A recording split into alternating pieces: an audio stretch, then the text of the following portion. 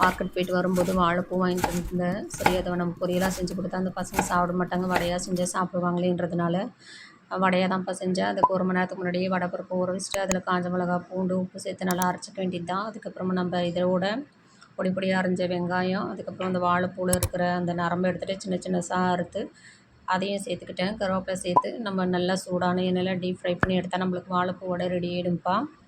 இன்றைக்கி வந்து தேங்காய் பால் பிரியாணி தான் செஞ்சுருந்தேன். அதுக்கு தொட்டுக்க தான் இதை செஞ்சேன்ப்பா, வாழைப்பூ வடையே.